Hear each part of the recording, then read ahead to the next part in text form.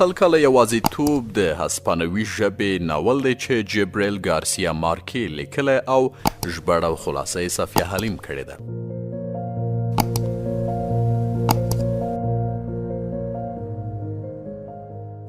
د دې ټولو پیښو پر وخت ملکیداس بنجاره مړ شو، خو تر هغې په مکوینډو کې حاضره نه وه او دا د هغه ښار لومړی مړی و. هوسي د خپل ملګري د وصیت پر ځای کولو لپاره تر 2 ورځو د ده مړي ته پاره یا سیماب سیزل، بیا په یو ځای کې یې ورته قبر وکیندل او دی یې پکې ښخ کړ. د قبر د پاسه د ده د نوم شناختي ودرول شوه او د ده د ماتم نه وروسته د هوسي په کور کې یو څه آرامي راغله. آریلیانو 9 کلنې رمیدوس سره هره ورځ لیدل او هغې ته به یې لیک لوست ورزده کول. په دې وخت کې ترینا اعلان وکړ چې د دې په خېټه کې د آریلیانو ماشوم و، خو هغه بیا هم د رمیدوس ډیره ګرانه وه او ترینا ته یې زیات پام ونه کړ. ریبیکا او کریسپي دواړه کوژدن شول، خو د هوسي چلند د ټولو د اندېښنې وړ وګرځېد. د له ډېرې مودې د یوې لویې کمرې د جوړولو هڅه کوله چې د خدای عکس پرې واخلي او تر هغې بریالی شوی نه و. بیا یې د یوې لویې زانګو په جوړولو لاس پورې کړ چې د نړۍ هر شی ورباندې زنګېدلی شو، نو په دې کې هم کامیاب نه شو. اخیر پر ده د لیونتوب څپه راغله. ده به د هغه سړي مړی لیده چې په خپل پخواني ټاټوبي کې وژلی و. یو ورځ همدغسې د مړي سره یې خبرې کولې چې په قهر شو او خپل لابراتوار یې تباه کړ. هوسي غوښتل چې خپل کور ته هم اور ورته کړي، خو 20 کسانو راټینګ کړی و چې هغو نشو رقابو کولی. اخیر ده د یوې ونې سره وتړل او همهلته به یې ورته خواړه ورکول. اورسولا د ونې سره ورباندې یو څپر جوړ کړی و چې د لمر او باران نه پټ وي. کله چې رمیدوس ځوانۍ ته ورسېد او د شپې په کټ کې میتیازې هم بندې شوې، نو د آریلیانو سره یې واده وکړ. رمیدوس د نورو ټولو جینکو نه هوښیاره او پوهه راوختله. هغې به د ونې سره تړلي هوسي خدمت د ربیکا او امرین تانه زیات کاوه. هغې د خپل میړه او د ترینا ناجایز زوی هم لکه د خپل ماشوم ساتل. د هوسي په ټبر کې ټول د هغه نه خوشحاله و او اریلیانو فکر کوو چې د ده د ژوندي پاتې کېدو جواز د هغه میرمنه رمیدوس وه. خو یوه ورځ هغه د خېټې په درد اخته شوه او ناڅاپه مړه شوه. وروسته دوی خبر شول چې د هغې په خېټه کې 2 ماشومان د یو بل نه تاو شوي وه. د دې پر مرګ د هوسي ټول ټبر تر ډیرو پورې ماتم کوو او د ریبیکا او کریسپي واده وځنډېد. دا واده یو وارې هم مخکې هم ځنډېدلی و، ځکه امرین ته دا وړاندیز کړی و چې په مکوینډو کې لومړی کلیسا جوړېده او باید هغه واده د کلیسا د پرانیستې په ورځ شوی وی. خو د مکوینډو کلیسا د پادري نیک ډور تر څارنې لاندې جوړېده چې 3 کاله وخت یې ونیول. ریبیکا اوس ډیره ناهیله شوې وه، خو د هغې نیکمرغي یا بدمرغي ورته ووایه چې په هغه ورځو کې د هوسي او د اورسولا مشر زوی ارګیډیو بیرته راغلو. دی په دومره زور سره د کور په پوڼیو راوختل چې ټولو د زلزلې ګمان وکړ. هغه ډیر کم عقل و، دنګ او هیڅ ادب یې نه لرل. هغه د ټولې نړۍ چاپیره په سمندر کې 15 ځلې ګرځېدلی و او د راتلو سره یې د مکوینډو په ښځو کې لکه د یو فاحش سړي چلند پیل کړ او د جنس په بدل کې به یې ترې پیسې اخیستې.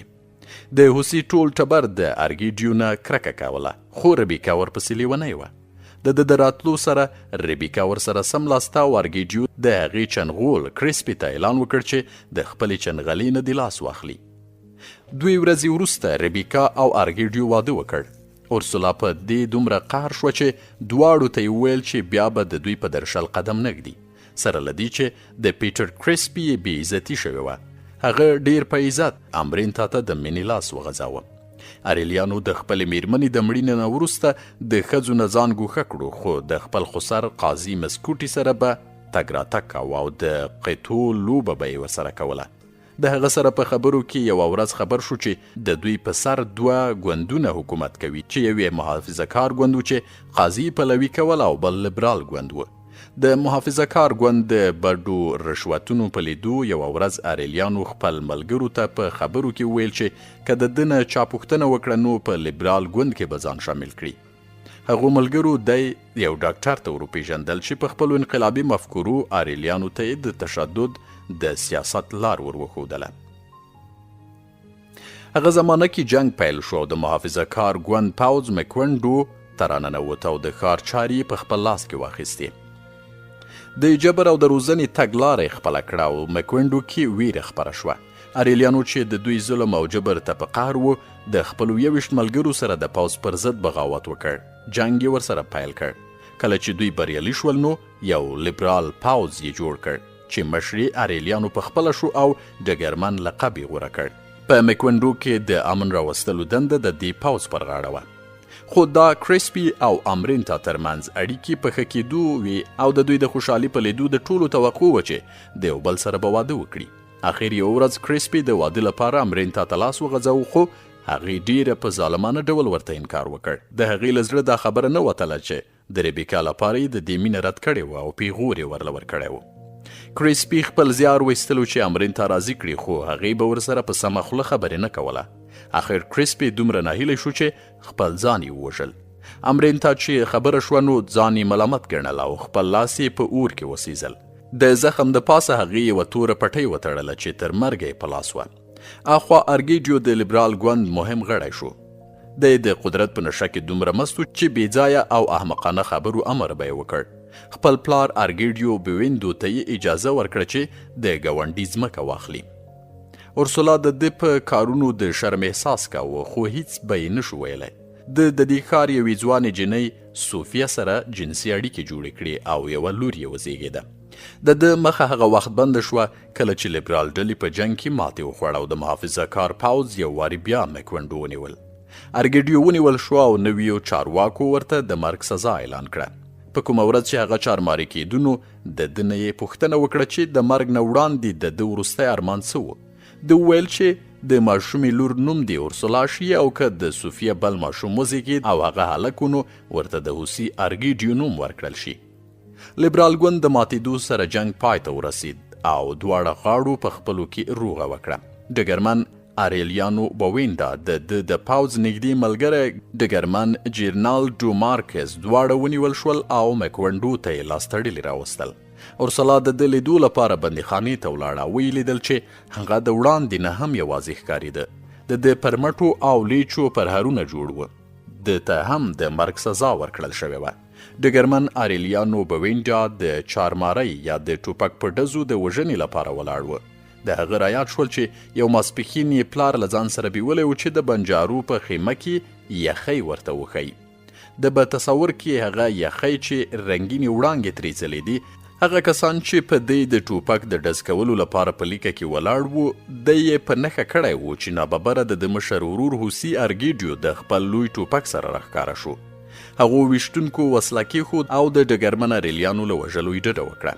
بیا اریلیانو بویندا هم هغه کسان د ځان سره مړه کړل او د یو بل جنګ لپاره ووتل. دا د اریلیانو 32مه جګړه وه چې تر هغې یې کړې وه. په سر کې دوی د ماتې سره مخ شول ځکه د لیبرال ګوند د مشرانو د ډګرمن اریلیانو بویندا پاڅون رد کړو او په کلکه یې د ده غندنه وکړه. خو هغه په دې ناهیلی نه شو او کله چې ریوهاچا نومي سیمه د دوی لاسته ورغله نو د جنګیالي مکوینډو ته بریالي راننوتل. د هوسي بویندا او د اورسولا د ټبر ټولو خلکو د دوی هرکلی وکړ خو د کورنۍ کې یو وارې بیا د غمونو ټکه راولوېده. هوسي ارګیډیو چې د ګاونډي ځمکه یې په زور نیولې وه په مرموزو حالاتو کې ووژل شو. څوک نه پوهېدل چې هغه ځان په خپله وژلی و او که نه بل چا ورباندې ډزې کړې وې. د میرمنې ریبیکا خپل ځان په کور کې بند کړ او بیا هیڅوک ترې خبر نه شول چې څه شوه. د ورور ډګرمن اریلیانو بویندا هم د مرګ سره مخ و چې یو چا د ده په کافي کې د یو دارو وڅڅول. دا دارو د علاج لپاره کارېدل خو که د اندازې نه زیات چا کارولی نو یو اس یې په څو ثانیو کې وژلی شو. هغه طالمن و چې دا یې لږ څښلی و او ناروغه شو خو ژوندی پاتې شو. کله چې دی په ناروغه حالت کې و نو ځان یې سره یې چورت وهل چې د یو هدف دپاره جنګ نه کوو بلکې اوس یوازې د خپل غرور د ساتنې لپاره په جنګ اخته و. د ته جنګ یو بېمانا خبره ښکاره شوه او د هغو باغیانو سره یې د خبرو لپاره ملا وتړله چې د هېواد په نورو ځایونو کې پراته وه. ده غوښتل چې جنګ ته د پای ټکی کېږدي نو په مکوینډو کې خپل ملګري ډګرمن جیرنالډو مشر وټاکل او په خپله ترې لاړ.